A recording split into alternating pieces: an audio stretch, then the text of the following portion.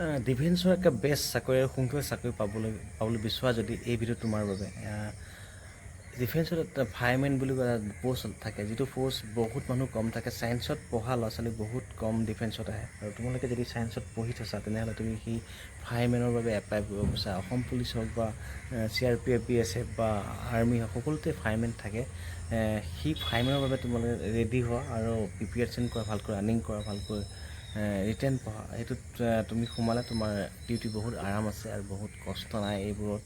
এই এনেকুৱা ফায়াৰমেনটোৰ সোমাই ল'লে তোমাৰ একো টেনশ্যন নাই, তাতো তোমাৰ প্ৰমোশ্যন আছে।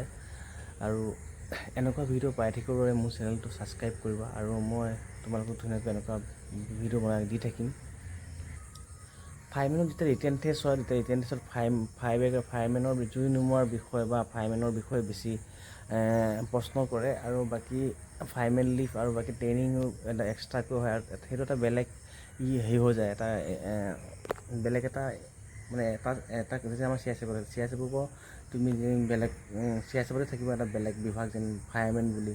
আৰ্মিত গ'লে আৰ্মিতো ফায়াৰমেন বুলি থাকিব, বা অসম পুলিচ গ'লে অসম পুলিচত ফায়াৰমেন বুলি থাকিব। এটা বেলেগ পষ্ট হয়, তাত তোমাৰ এটা বিভাগ আছে, সেইটো সোমাই ল'ব পাৰে, তোমাৰ বহুত ভাল।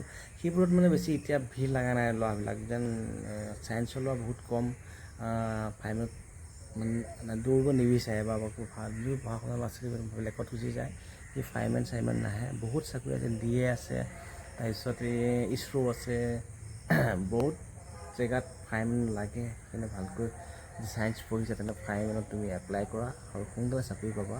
সেইটো বহুত ভাল চাকৰি। আৰু এনেকুৱা ভিডিঅ' পাই থাকিবৰ বাবে মোৰ চেনেলটো ছাবস্ক্ৰাইব কৰিবা। মই তোমালোকক নতুন নতুন আপডেট দি থাকিম। এক্সপেৰিয়েঞ্চ যিবোৰ মই জানো সেইবোৰ তোমালোকক ক'ম, আৰু তোমালোকক বুজাম যেন কি হ'লে কি কমেণ্ট কৰিব পাৰা, কিটো বিষয়ে কি জানিব বিচৰা।